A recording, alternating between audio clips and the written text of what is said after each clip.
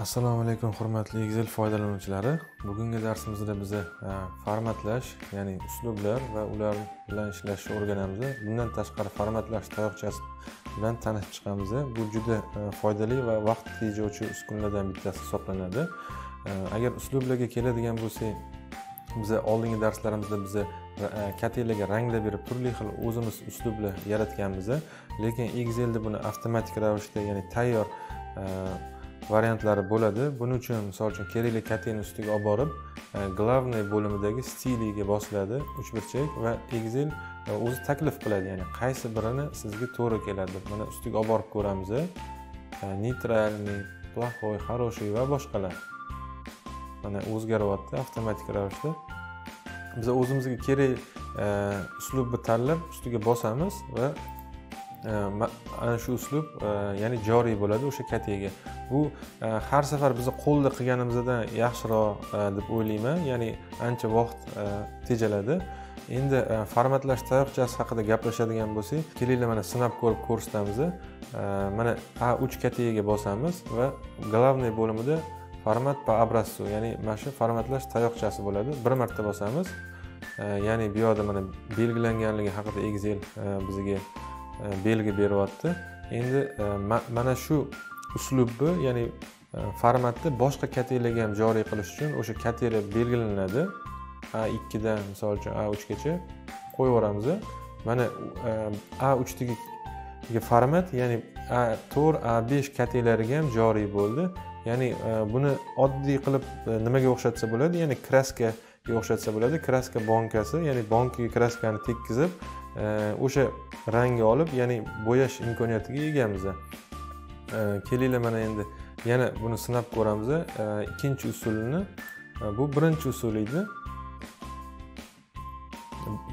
Endi ikkinchi usulga keladigan bo'lsak, xuddi shu A3 kataga belgilanadi va format по образцу degan ustiga boya bir marta bosgan bo'lsak, endi ikki marta bosamiz.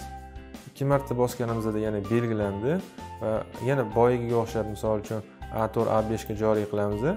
Boya sezgan bo'lsanglar o'chib qolgandi, ya'ni bu belgilar ikki marta bosganimiz uchun bu hali ham faol bo'lib turibdi. Ya'ni boshqa katalarga, kerakli katalar ustiga olib borib, keraklicha belgilab ketishimiz mumkin. Va tugaganda yana ustiga bosamiz va bu o'chadi, ya'ni format по образцу, ya'ni formatlash tayoqchasi.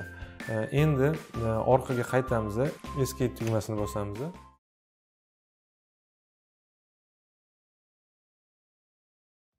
Assalomu alaykum hurmatli Excel foydalanuvchilari.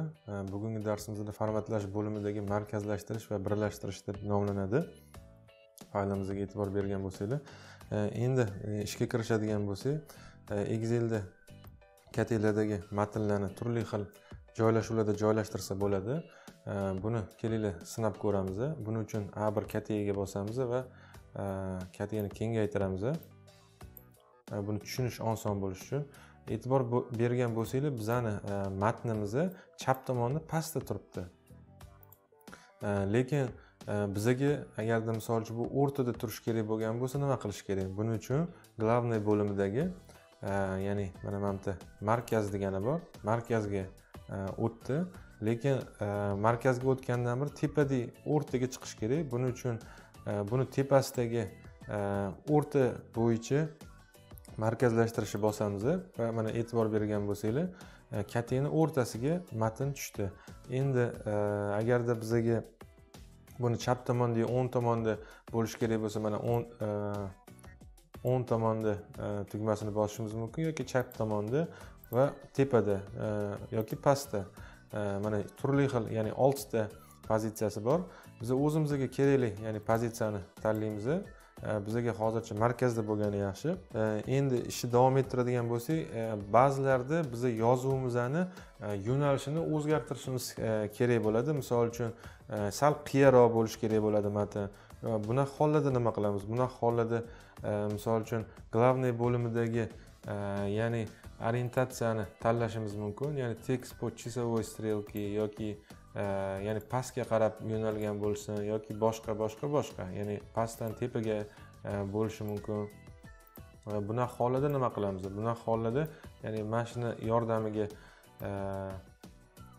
foydalanishimiz mumkin. Ya'ni orqaga qaytarish uchun yana o'ziga bosamiz, orqaga qaytdi.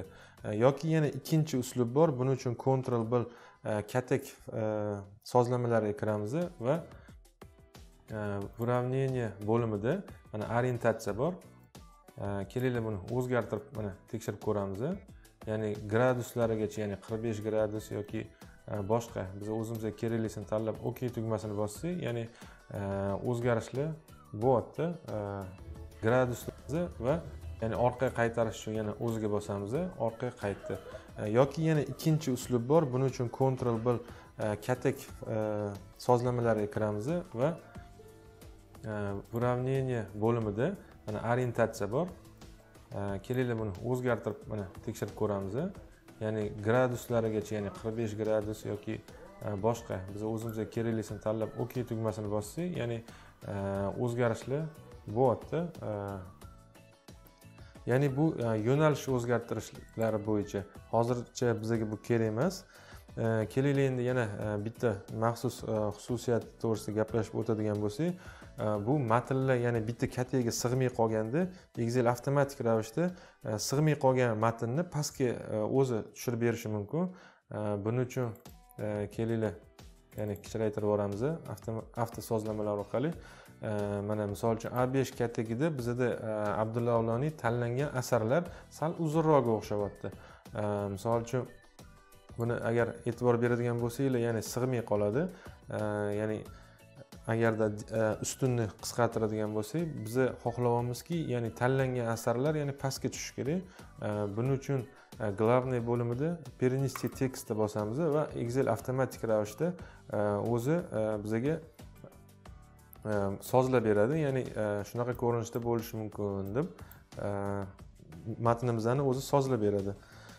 Endi lekin shu narsani ham e'tiborga olish kerakki, pastga tushgan bilan ya'ni qatorni sal kengayganligini, ya'ni 5-qator qolgan qatorlarga nisbatan kengayganligini hisobga olish zarur. Ya'ni hisob-kitoblar ham shunga nisbatan o'zgaradi.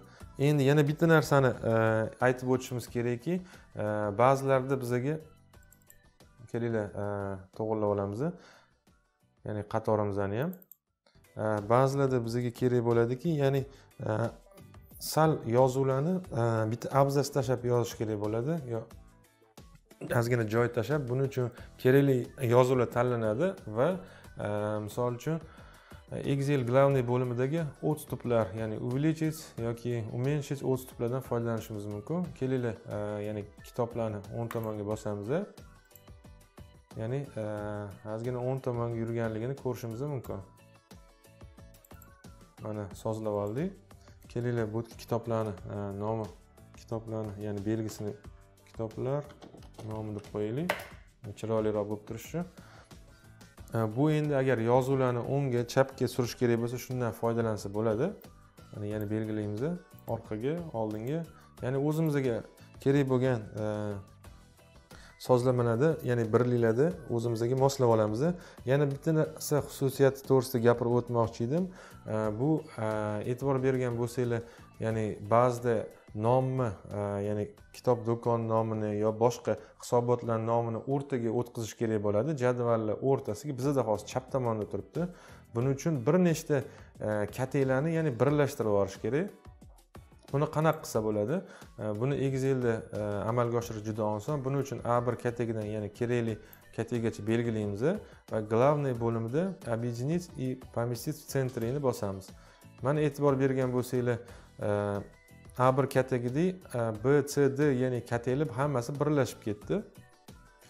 Bu juda foydali uskunalardan bittasi. Buni orqaga qaytarish uchun yana o'zini bosamiz va yana orqaga qaytadi. Ya'ni agar kerak bo'ladigan bo'lsa, ya'ni turli xil variantlari bor. O'zimizga kerak variant tanlab birlashtirishimiz mumkin. Lekin asosan ko'proq o'rtaga qarab birlashtirish ko'p foydalaniladi. Shuning uchun biz ham mana shu usuldan foydalanamiz. Ya'ni mana nomi o'rtaga tushdi.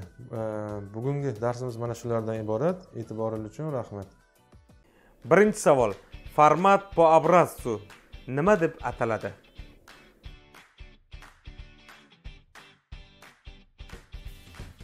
Javob: formatlash tayoqchasi. Matnlar bitta katakka sig'masa, qanday amal bajariladi?